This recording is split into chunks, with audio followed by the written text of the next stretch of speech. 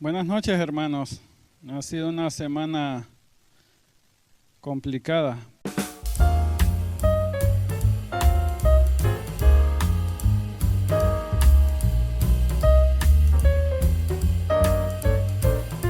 Así que antes de empezar el tema, hoy es la última clase, así que ya están liberados de mí, ¿verdad? Están liberados de mí. Ok, así que vamos a ponerlo en la mano del Señor. Así que únase conmigo ahí en oración, pongámonos de acuerdo para pedirle al Señor, como dice la Escritura, que donde dos o más se pongan de acuerdo, ahí estará el Señor. Así que estoy seguro que habemos más de dos con el mismo espíritu. Así que, Padre, te pedimos, Señor, que sea tú, Espíritu Santo, trabajando en nuestra vida, Señor, para que esta enseñanza sea de edificación para nosotros, para que permanezca, para que nos redarguya, para que nos enseñe aquellas cosas en las que tenemos que trabajar, Señor, todos los que estamos aquí, empezando por mí, Señor. Ayúdame, Señor, a transmitir de forma correcta, Señor, a lo que hemos traído para el día de hoy, Señor, que seas tú guiándonos, Señor, a toda la verdad, Padre. Lo pedimos en el poderoso nombre de nuestro Señor Jesús. Amén. Ahora, como le digo, hemos llegado al final de esta serie. Y quiero hacer siempre me gusta hacer un pequeño repaso de lo que hemos visto en la clase pasada, pero un poco de repaso a lo que se ha tratado esta serie. Y esta serie se ha tratado de hablar acerca de lo importante, lo fundamental, lo esencial, que son las escrituras en la vida del cristiano, ¿verdad? De hecho, ahorita que faltaba esto del agua y la luz, nos damos cuenta a veces lo esencial, que es, ¿verdad? Lo esencial, que es el agua. Entonces, las escrituras es algo esencial, no es algo opcional, no es un complemento. Ya que habíamos hablado de que Dios se ha manifestado a la humanidad a través de su creación, de forma que nadie tiene excusa de decir Dios no se ha manifestado. Pero Dios se ha manifestado también a través de las escrituras, por la cual por las escrituras podemos conocer su voluntad, su carácter, sus atributos y su propósito para nuestra vida. Me acuerdo que una vez hablando con alguien que dice no ser ateo, pero son de esas personas que creen en un Dios como un creador, ¿no? Parecido como Albert Einstein, que había un creador, pero negaban que había un Dios personal. Y le preguntaba yo, ¿tú crees que Dios es personal? Y me dice, ¿a qué te refieres? Significa que Dios cuando nos hizo con un propósito. ¿Cuál fue el propósito por el cual Dios nos hizo? Y me dijo, no sé, ¿verdad? Nosotros los cristianos podemos tener seguros cuál es el propósito que Dios nos creó si nosotros estudiamos las escrituras. Hablamos de las evidencias de nuestro Señor Jesucristo, ¿verdad? Que hay gente que dice la palabra no puede ser palabra de Dios porque Jesucristo no existió, así que hablamos de la evidencia que hay, que es bastante de los historiadores griegos, romanos, judíos. Hablamos de la comparación que a veces los escépticos dicen de que Jesucristo no es nada más que la copia de mitología de los egipcios, de los persas, de los griegos, pero vimos que cuando ponemos a la luz lo que realmente son las historias no tienen nada que ver. Hablamos de por qué solo hay 4 evangelios, ¿se acuerda? Creo que el Código Da Vinci tiene aproximadamente 30 millones de copias vendidas. Creo que no puede ir usted al aeropuerto sin encontrarse el libro del Código Da Vinci, pero el que sea famoso históricamente tiene una gran cantidad de errores tremendos, ¿verdad? Pero habla mucho esto de que Jesucristo estuvo casado y que tuvo hijos y hasta la película. Y es triste que a veces la gente, si uno le pregunta al cristiano que si vio el Código Da Vinci, la película de Tom Hanks, si la mira, pero a veces no vamos y estudiamos la historia de nuestra fe y tenemos que averiguarla. Hablamos acerca de la transmisión del texto, cómo podemos tener seguridad que las escrituras que tenemos no han sido transgiversadas con el transcurso del tiempo, de que no se han cambiado, de que posiblemente lo que tenemos en nuestras manos es totalmente diferente al mensaje que los apóstoles originalmente hablaron. Ahí vimos toda la evidencia de que se esparció por todo el mundo, nunca fue controlado por ningún grupo, significa que si alguien hubiese decidido hacer un cambio, lo podíamos ver, ¿verdad? Hablamos de eso, así que es importante que refresque esto, que vaya otra vez a las clases y lo pueda refrescar.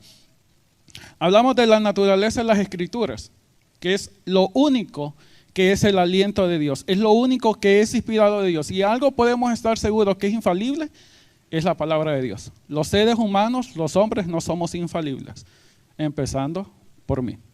Y es por eso que debido a la naturaleza de las Escrituras, todo lo evaluamos de acuerdo a ella.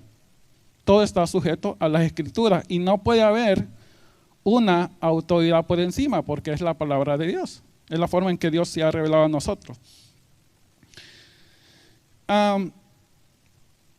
Hablamos de los mandamientos de Dios y mandamientos de hombre y lo que son las tradiciones. Cuando hay gente que cuando Dios nos da un mandamiento, pero por su religión o por su doctrina, prefiere negar o poner en contradicción lo que es la palabra de Dios. Hablamos de que los judíos decían de que Moisés había recibido de parte de Dios en el monte Sinaí una ley escrita y una ley oral, y que esa ley oral se transmitió a través de Josué, a través de los profetas, pero no fue hasta 200 años después de Cristo que se tuvo en forma escrita. Entonces, pero para ellos esto era revelación divina, pero Jesucristo les dijo que eran mandamientos de hombre. No importa que una persona diga, oh no, esto proviene de los profetas, esto proviene de los apóstoles. Cuando está en contradicción a la palabra, no puede ser divino.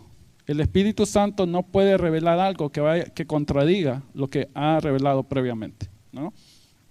Tenemos que tener cuidado con esas nuevas revelaciones, con las nuevas apariciones, ¿verdad? Que se me apareció esto, que en tal lugar está cayendo polvo de oro, o todo este montón de cosas, ¿verdad? Supernaturales, ¿verdad? Tenemos que tener bastante cuidado. Ahora, en la última clase hablamos de quién es la roca. En Mateo 16, 20, Mateo del 16 al 20, hablamos de quién es la roca y vimos que el pasaje habla de quién es Jesucristo. Todo el pasaje se enfoca en Jesucristo. Cuando Jesucristo dice, ¿quién dicen los hombres que soy yo? Y después le pregunta a los apóstoles, ¿quién dicen ustedes que soy yo? Y después de que Pedro hace una confesión de fe, tú eres el Cristo, el Hijo de Dios, el tema sigue siendo Jesucristo, porque dice que le dijo que no le dijeran a nadie quién era él. Entonces, la palabra nos dice, cuando hay esa famosa conversación que le dice, yo te digo que tú eres Pedro, Petrus, y sobre esta roca, Petra, son dos palabras distintas. Y la conversación cambia de le dice, yo te digo que tú, segunda persona, tú Pedro, pero dice sobre esta Petra, cambia a la tercera persona. En ningún momento le dijo tú, Pedro. Ahora vimos que históricamente ha habido tres interpretaciones. Una, que Jesucristo es la roca. Dos, que la confesión de fe es la roca. Esta confesión de fe y que tenían todos los apóstoles. Y la tercera, que Pedro era la roca, y muchos que piensan esto, nunca vieron a Pedro como el Papa, o como que iba a haber a alguien que iba a hacer sucesión, o como que solo Pedro creía esto, sino que todos los apóstoles. De hecho, a veces los apóstoles hablaban por los otros. Por ejemplo, una vez les preguntaba a Jesús algo, y cuando le preguntaba a los apóstoles, ¿ustedes también me va a dejar? Y los apóstoles les decían, ¿a dónde podemos ir? Si solo tú tienes palabras de vida. A veces uno hablaba por el resto, ¿verdad?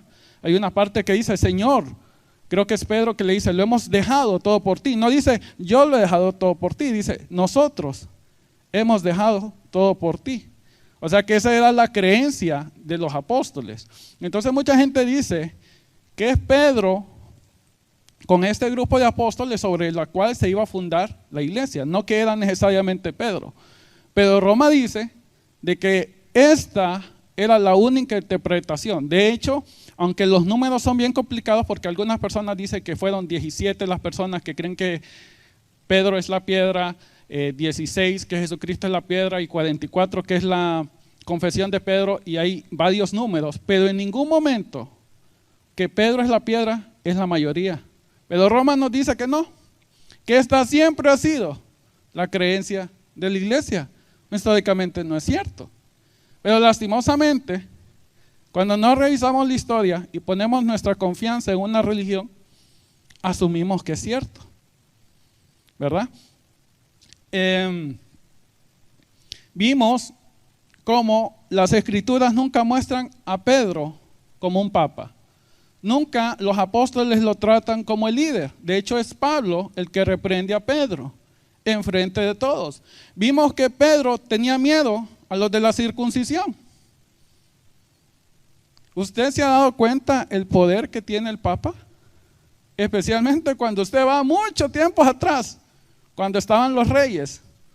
¿Ok? Y es por eso que se va a dar cuenta que ha habido mucha política en el papado. Lo que realmente ha habido es una cuestión de intereses políticos. Pero imagínense Pedro teniendo miedo a los de la circuncisión. El mismo Pedro dice, cuando habla en sus escrituras, dice, ustedes ancianos, y dice, yo también anciano como ustedes. Nunca dijo, escúchenme, porque yo he sido el líder. Dios me apuntó como la piedra, a mí me tienen que escuchar. Lo vimos en Hechos 15, cuando hay una discusión acerca de la circuncisión, si es necesario que los gentiles se circunciden. Habló Pedro, pero después habló Pablo. Y después quien se pronuncia por último es Jacobo. Y es Jacobo el que dice, oídme. Es Jacobo el que dice, yo juzgo. Es Jacobo el que hace la recomendación de que se escriba una carta. No es Pedro. Hablamos acerca de los comentarios de, por ejemplo, de Ciril de Alejandría, cuando habla de que por qué Pedro le dijo, apacienta mis ovejas. Porque hay gente, de nuevo, el problema es que mucha gente lee la Biblia hacia atrás. O sea, parte de una idea y busca cómo defender o asegurar su idea. Y cuando leemos la Biblia así, usted puede defender cualquier idea, cualquier idea. Usted puede formar una religión el día de hoy y buscar cualquier versículo que respalde su creencia, ¿verdad? Yo he escuchado a los mormones cuando Pablo dice, entonces, ¿por qué unas personas se bautizan por los muertos? Y dicen, ve, ahí está, mire, hay personas que se bautizan por los muertos, entonces nosotros no nos bautizamos por los muertos. Entonces, tenemos que tener mucho cuidado como la gente menciona las escrituras. Hablamos acerca de Ciril de Alejandría, que decía, imagínense, Ciril de Alejandría fue en el año 370, cientos de años antes de la Reforma. Y hacía la misma interpretación que nosotros los protestantes hacemos. La razón por la cual Pedro fue llevado aparte y 3 veces le preguntó a nuestro Señor Jesucristo, ¿me ama? Es porque necesitaba ser restaurado. Había negado al Señor Jesucristo 3 veces y necesitaba ser restaurado. Necesitaba tener confianza.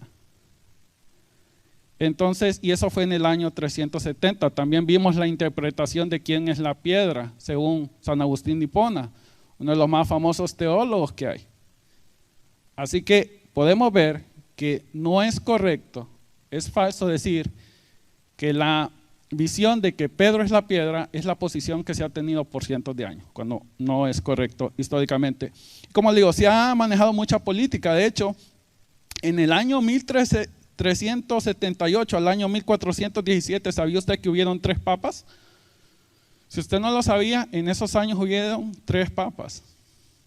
Primero hubieron 2 y después se sumó otro. Y cada uno de estos papas tenía lo que es su propio colegio de cardenales que lo respaldaba, y el uno se condenaba al otro, ¿verdad? Entonces fue un problema político. Entonces usted se da cuenta que en el papado realmente lo que ha habido es una cuestión política. Además, que hemos visto, cuando usted analiza cómo Roma ha evolucionado, de que antes decía Roma, fuera de Roma no hay salvación. Cuando usted analiza lo que es la Santa Inquisición, ha cambiado. No ha cambiado en su doctrina, pero ha dicho, ok, ¿verdad? Los hermanos separados. La Biblia no habla de hermanos separados, la Biblia habla de falsos hermanos. Porque creemos un evangelio diferente. Así de sencillo. Vimos cuando usted analiza a lo que es Francisco. De hecho, actualmente hay 2 papas. La pregunta sería, ¿es Ratzinger todavía está cubierto por la infalibilidad papal?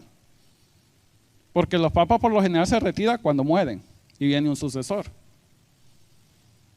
Yo le aseguro que Ratzinger ni siquiera no cree por un segundo lo que cree Francisco.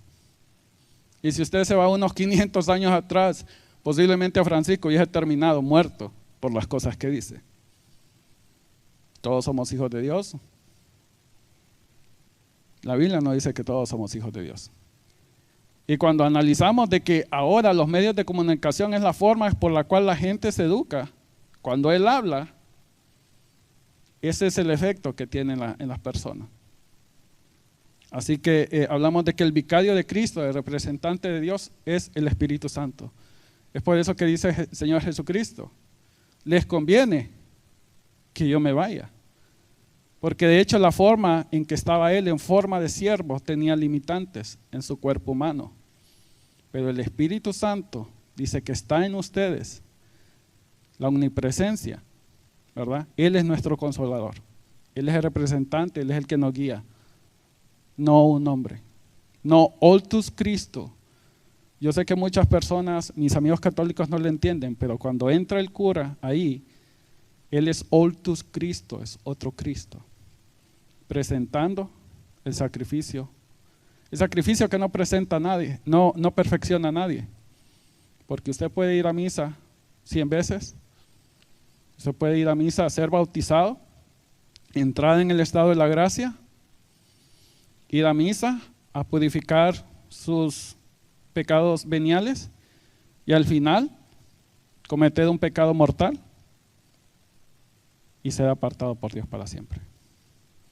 Nunca puede tener paz. Así que vamos a empezar con nuestro tema del día de hoy, que es, con eso terminamos. Hemos visto varios temas, hemos visto lo que es tradiciones versus mandamientos de Dios, pero el tema de hoy tiene el mismo nombre de la serie. No habéis leído. Ahora, ¿de dónde viene? ¿Por qué escogí yo este nombre? Fíjense bien, vamos a hacer un ejercicio. Vamos a leer 3 escrituras y le voy a pedir que mis hermanos de este lado van a buscar una, mis hermanos de aquí van a buscar otra y mis hermanos de aquí van a buscar otra. Mis hermanos de aquí a la izquierda, que mis hermanos santos los bautizó como los Coconuts, no sé por qué, pero así los bautizó y se quedaron con ese nombre. Busquen el libro de Mateo. También mis hermanos que están aquí en el centro, busquen el libro de Mateo. Y mis hermanos de aquí a la derecha, ¿verdad? Busquen el libro de Lucas. De hecho, nunca me ha gustado la izquierda a mí, pero son bromas, hermano. Para los que están a mi lado izquierdo, Mateo 19, versículos 3 y 5. Para mis hermanos que están aquí en el centro, Mateo 22, versículos 31 y 32. Mateo 22, versículos 31 y 32. Y mis hermanos que están a la derecha, que hay que tener cuidado con la ultraderecha también. Lucas 6, versículos 2 y 4. De nuevo, por si alguien se perdió, mis hermanos de la izquierda, Mateo 19, versículos 3 al 5.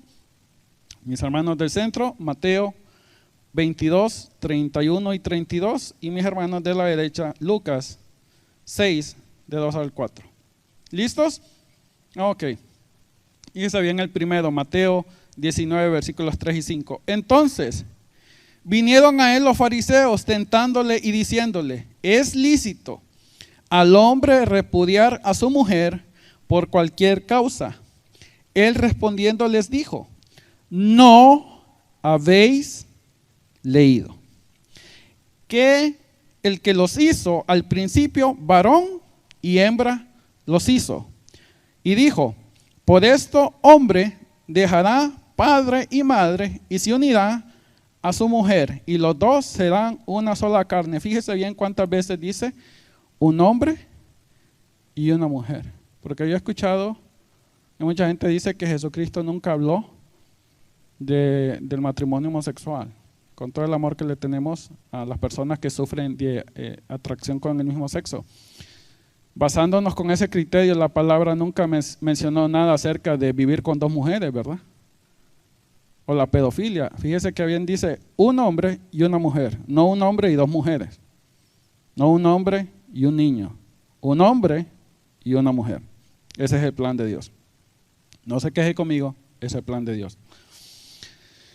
Mi hermanos, aquí lo de centro tenía Mateo 22, 31 y 32. Dice, pero respecto a la resurrección de los muertos, no habéis leído lo que os fue dicho por Dios cuando dijo, yo soy el Dios de Abraham, el Dios de Isaac, el Dios de Jacob. Dios no es un Dios de muerto, no es un Dios de muerto, sino de vivos. Eso está en Éxodo 3:6, entre otros pasajes similares. Fíjese bien la frase que dice, no solo no habéis leído, dice, fue dicho por Dios cuando dijo. O sea, la Escritura dice, esto es lo que dijo Dios. Es palabra de Dios. Y mis hermanos de la derecha, Lucas 6, de 2 al 4. Y algunos de los fariseos le dijeron, ¿por qué hacéis lo que no es lícito hacer en los días de reposo? Respondiendo Jesús les dijo, ni aun esto habéis leído. Lo que hizo David cuando tuvo hambre, él y los que estaban con él, cómo entró en la casa de Dios y tomó los panes de la proposición, de los cuales no es lícito comer, sino solo a los sacerdotes. Por cierto, nuestro Jesucristo es el sacerdote, somos sacerdotes y es el Señor del sábado. Y comió, y dio también a los que estaban con él. No habéis leído.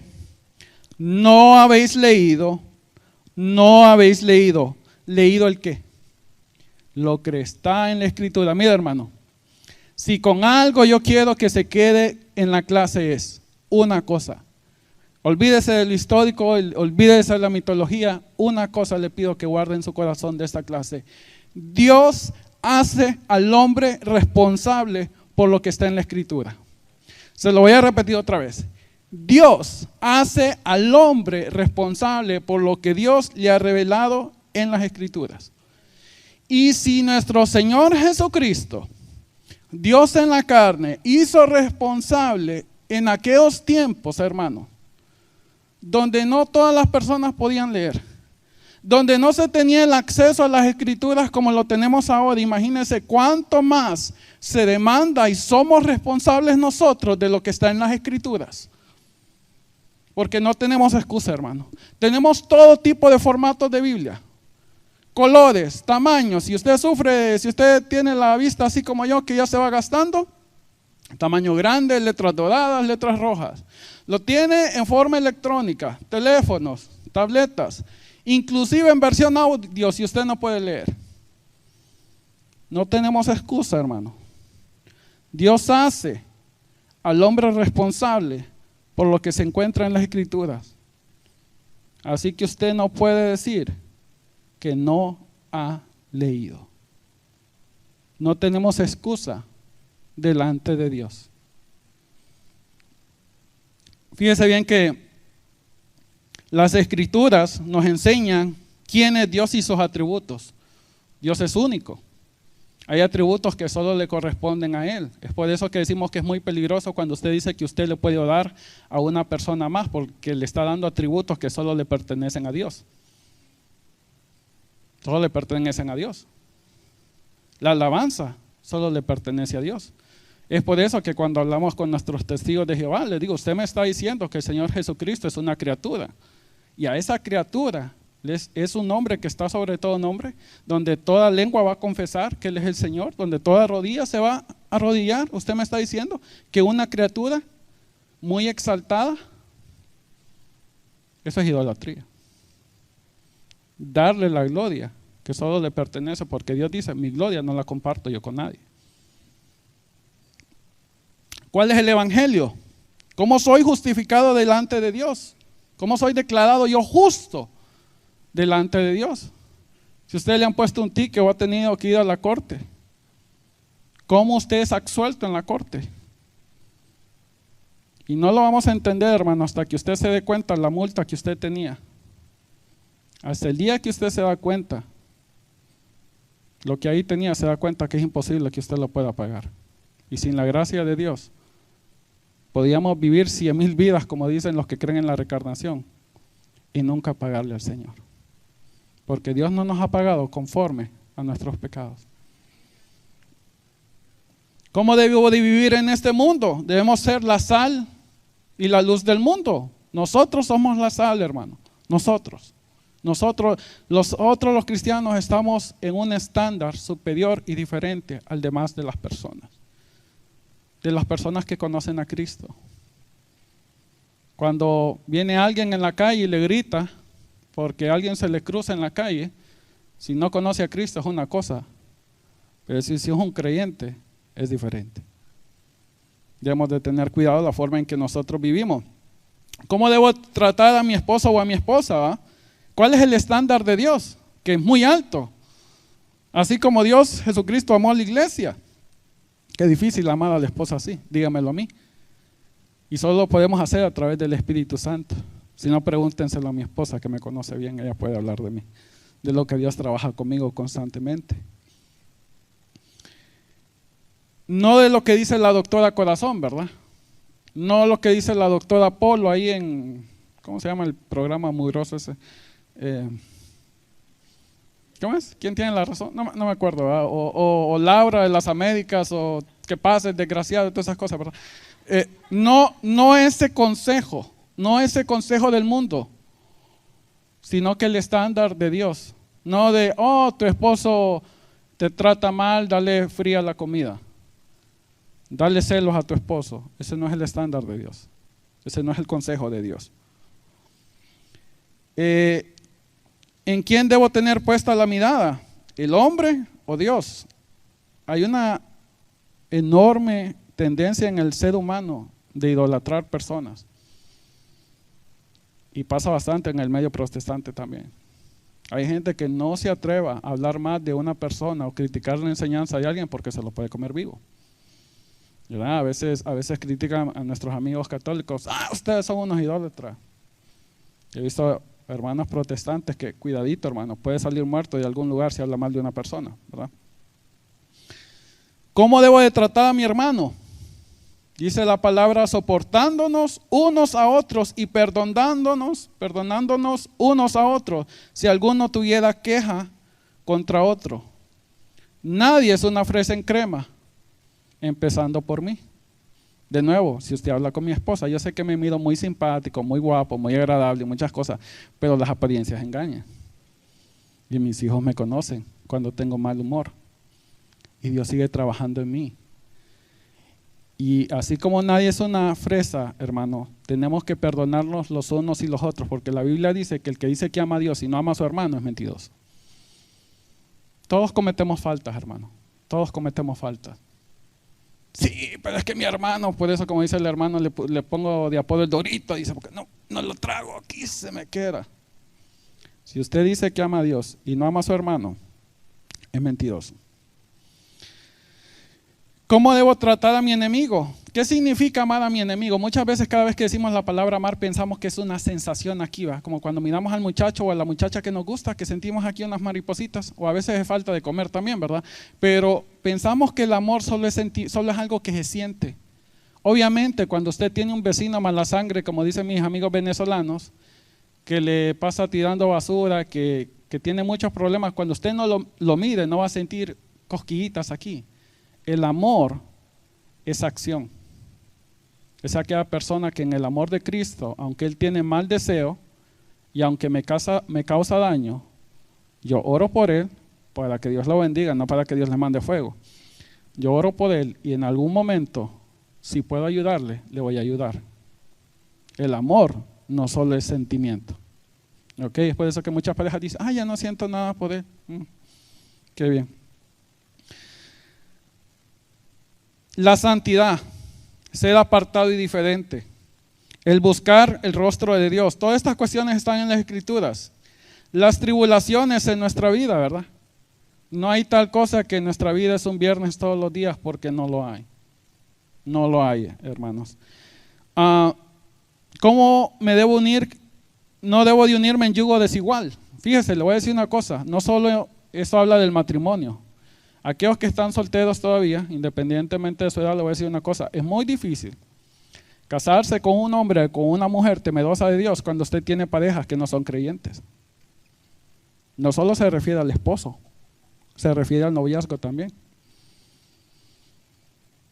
Y estoy hablando de personas creyentes. No que venga y me diga, oh no, si es que los papás son pastores o van a la iglesia. No, es que acuérdese que Dios no tiene nietos. No importa si la muchacha es la hija del pastor. No, no, es ella conoce al Señor, ha nacido de nuevo. Oh, pero es que va a la iglesia. Sí, Justin Bieber también creo que va a la iglesia. Sí, hay un montón. Creo que hasta Michelle Obama y Joe Biden por ahí. O sea que mucha gente se va a enojar por lo que dije, pero bueno. Entonces, hay mucha gente que usted puede ir a la iglesia. O sea, yo he estado perdido dentro de la iglesia. O sea, que eso que va a ir a la iglesia. Ah, no, pero es que se va a convertir. Yo lo mido que va a la iglesia y como que es bautista porque es carismático, porque le gusta andar haciendo imposición de manos, ¿verdad? Entonces, su novio tiene que ser, o su novia tiene que ser una persona temerosa de Dios. Y si no, se va a meter un montón de problemas que pueden durar por años, y se lo digo por experiencia. Se lo digo por experiencia. El daño que le puede causar a su corazón es tremendo. Por experiencia se lo digo, pero no quiere hacer caso a la buena, ok, pruebe la mala. Busque ahí en Oseas 4:6, por favor. Busque ahí en Oseas 4:6.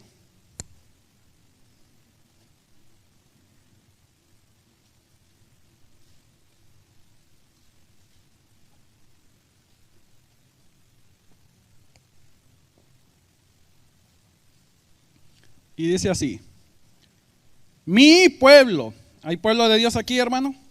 Espero que sí, ¿verdad? Mi pueblo es destruido por falta de conocimiento, por cuanto tú has rechazado el conocimiento, yo también te rechazaré, para que no seas mi sacerdote, como has olvidado la ley de tu Dios, yo también me olvidaré de tus hijos. Fíjese bien que dice mi pueblo, le está hablando al pueblo de Dios, por falta de conocimiento. Ahora más adelante dice, tú has rechazado el conocimiento. O sea que no es que no hay conocimiento, no es que no hay profecía, no es que no hay escritura, es que simplemente el pueblo rechazó el conocimiento de Dios. Y cuando usted lee todo el capítulo, habla de la rebeldía del pueblo de Dios, habla de la idolatría. Entonces no es que no hay conocimiento, pero a veces tenemos conocimiento de Dios y lo rechazamos. No, yo voy a vivir mi vida de acuerdo a mi criterio. El yo soy el que decide en mi vida cómo voy a vivir, no las escrituras. Entonces, no es que no hay conocimiento, simplemente cuando rechazamos el conocimiento, rechazamos la palabra de Dios, y aquí le está hablando al pueblo, no le está hablando al incrédulo, aquí le está hablando al pueblo donde Dios se manifestó y mostró, no solo le dio la ley, pero también le mostró sus milagros. Y aún así dice, ustedes han rechazado el conocimiento.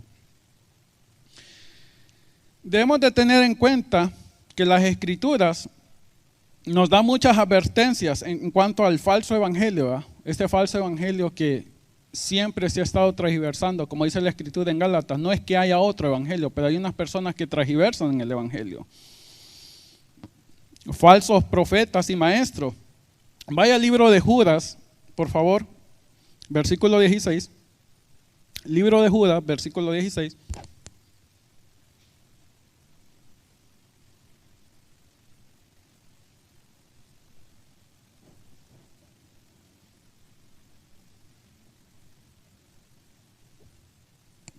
Y dice, estos son murmuradores, querellosos, que andan según sus propios deseos, cuya boca hablan cosas infladas, adulando a las personas para sacar provecho. Pero vosotros, amados, tened memoria de las palabras que antes fueron dichas por los apóstoles de nuestro Señor Jesucristo, los que os decían, en el postrer tiempo habrán burladores y andarán según sus malvados deseos. Fíjese bien, vamos a buscar un paralelo con esta palabra. Váyase por favor a Segunda de Pedro, capítulo 2, versículo del 1 al 3. Segunda de Pedro, capítulo 2, versículos del 1 al 3.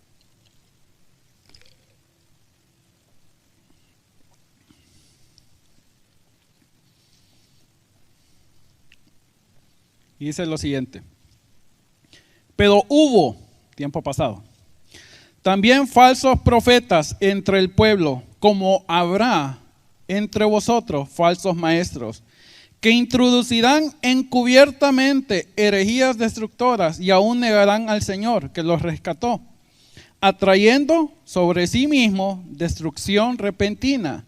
Y muchos seguirán sus disoluciones, por causa de los cuales el camino de la verdad será blasfemado. Y por avaricia harán mercancía de vosotros con palabras fingidas.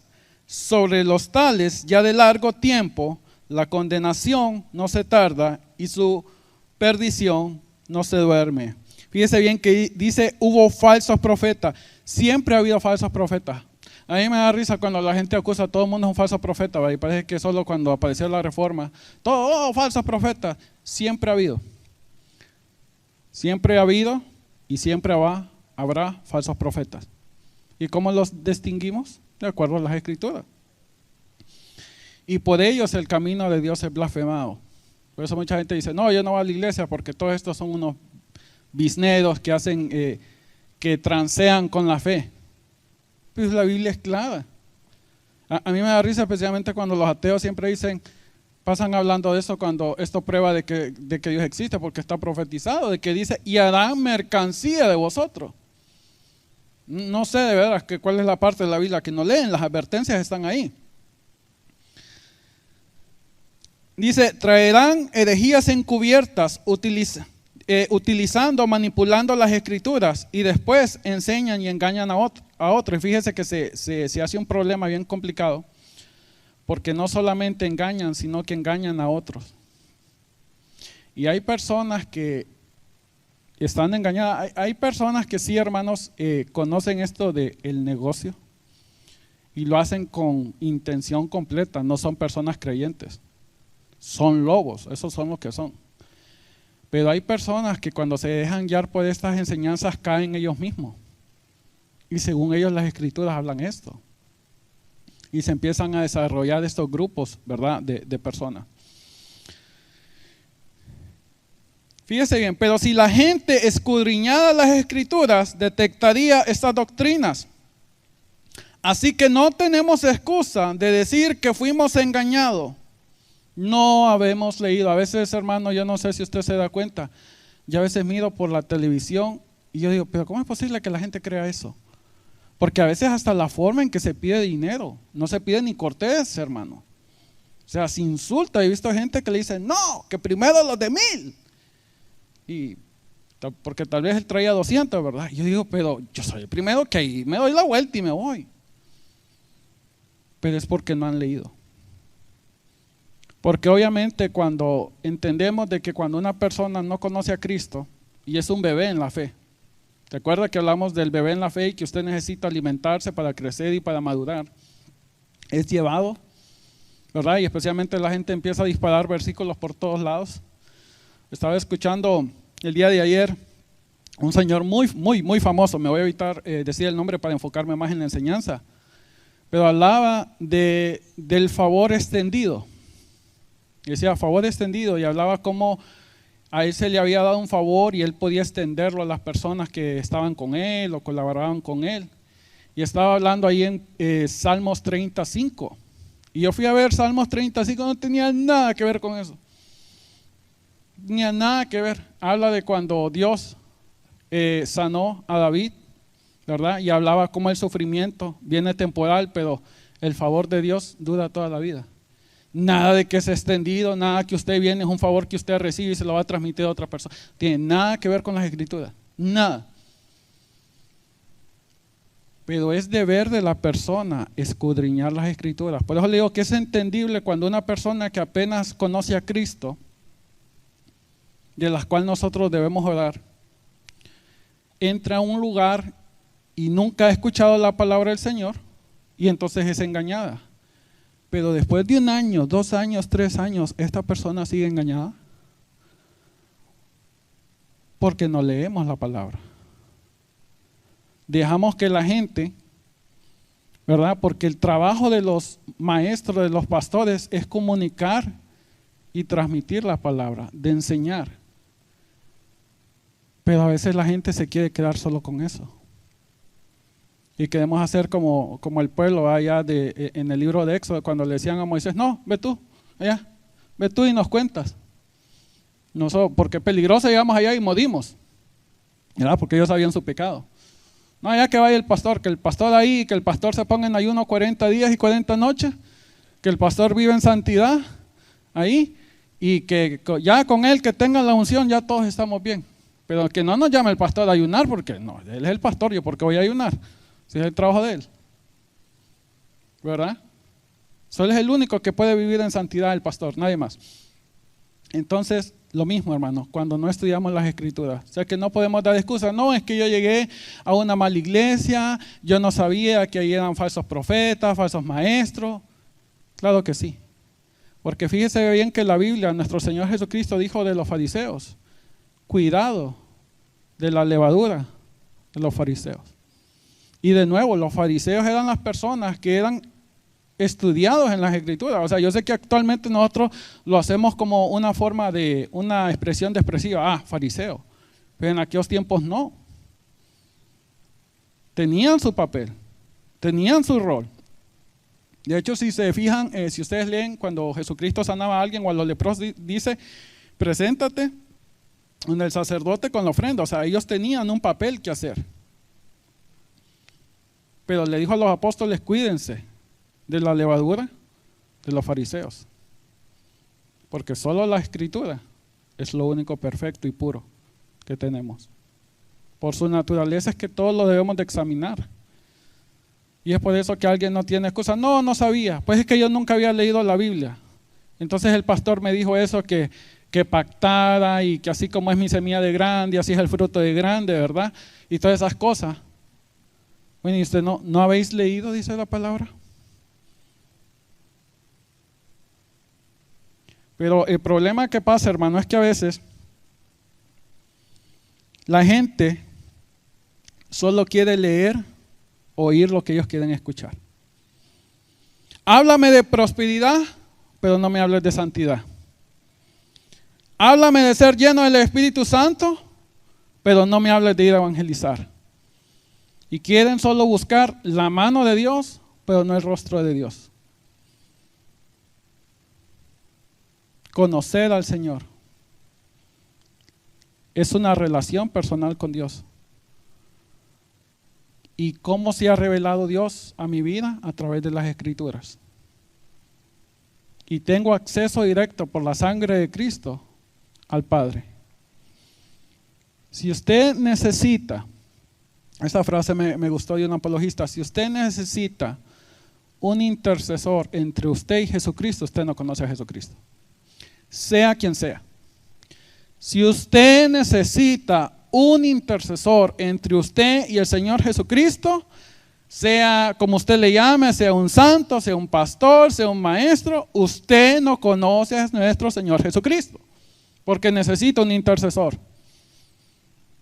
porque usted no le ha conocido, porque siente que usted no tiene acceso directo con Él.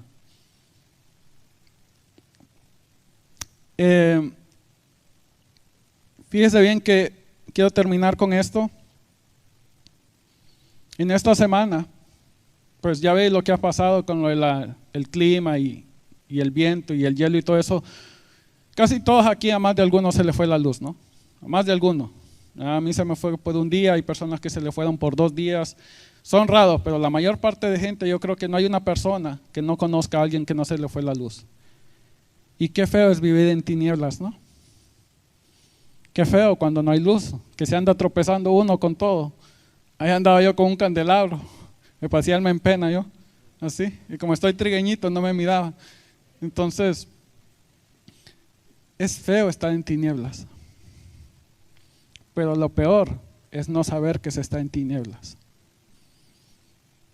Es por eso que dice nuestro Señor Jesucristo, que las prostitutas van de ustedes, les dijo a los fariseos, porque cuando usted reconoce que es pecador, entre más grande usted reconoce su pecado, más cerca está usted de alcanzar misericordia. Más cerca está. Pero cuando usted no reconoce su pecado, Es ahí el problema. La palabra nos dice que hay caminos que al hombre le parecen derechos, pero su fin es camino de muerte. Hay veces que pensamos que vamos por el buen camino y que vamos a la iglesia todo el domingo, vamos a la iglesia todo el martes o pasamos bastante ocupados en la iglesia y a veces estamos perdidos. Lámpara, fíjese bien ahí en el Salmo 119, versículo 105 dice, lámpara es a mis pies tu palabra y lumbrera a mi camino. Voy a leerles una porción del Salmo 119 y dice así: ¿con qué limpiará el joven su camino? Con guardar tu palabra. Con todo mi corazón te he buscado. No me dejes desviarme de tus mandamientos. En mi corazón he guardado tus dichos para no pecar contra ti. Bendito tú, oh Jehová, enséñame tus estatutos. Con mis labios he contado los juicios de tu boca. Acuérdese, la escritura es inspirada por Dios. Me he gozado en el camino de tus testimonios más que toda la riqueza. En tus mandamientos meditaré, consideraré tus caminos. Me regocijaré en tus estatutos. No me olvidaré de tus palabras. Dios hace al hombre responsable por lo que está en la escritura. Hay maestros, hay pastores, hay autoridades que Dios estableció, pero Dios lo hace usted responsable de lo que Dios le ha revelado en las escrituras. Y es deber suyo. Y fíjese bien, un día vamos a estar, dice la palabra, que está establecido que el hombre muera una vez y después de eso juicio. Y cuando usted muera, usted no va a estar, el pastor no va a estar al lado suyo. No va a venir Dios y le va a decir al pastor Macías, deme referencia del hermano. Porque Dios conoce nuestros corazones. Dios es el que conoce aún aquellas cosas que nosotros no conocemos. Y es por eso que le debemos de pedir al Señor que nos muestren esas cosas que están escondidas de nosotros. Y solo a través de la Escritura, porque la Escritura es como el espejo que nos muestra donde nosotros estamos mal. Pero si no venimos a las Escrituras, no tenemos nada que nos reprenda, nada que nos enseñe. Es ahí cuando venimos a las Escrituras y meditamos y dice, aquel que dice que ama a Dios y no ama a su hermano es mentiroso. Y eso me hace reflexionar. Cuando dice la palabra, si alguno necesita de sabiduría, pídala, que Dios le dará en abundancia. Es ahí donde podemos encontrar el consuelo. Y es nuestra brújula y nuestro GPS. Las Escrituras. Dios hace al hombre responsable por lo que está en las Escrituras. Yo, hermano, le encarezco de que busque, escudriñe las Escrituras, porque en ellas está la vida. Solo las Escrituras, como dice el versículo, ¿con qué cambiará el joven su camino? Con seguir tu palabra. Así que, hermanos, le voy a pedir, hemos terminado en esta serie, le recomiendo que vimos varios temas de la serie, pero que usted pueda refrescar, ¿verdad? Es importante no solo esta serie, sino la demás serie. Que cuando las enseñanzas que recibimos acá no queden así como, bueno, ya vine el viernes y ya cumplí, sino que estemos meditando en las Escrituras. Estémonos nutriendo para crecer conforme a la palabra, madurar, ¿verdad? ¿Se ha fijado que es triste cuando nosotros como padres tenemos un hijo que ya tiene como 40 años y sigue siendo un inmaduro? ¿Verdad? Que es nuestra preocupación, ¿verdad? Todo bigotón y es un inmaduro.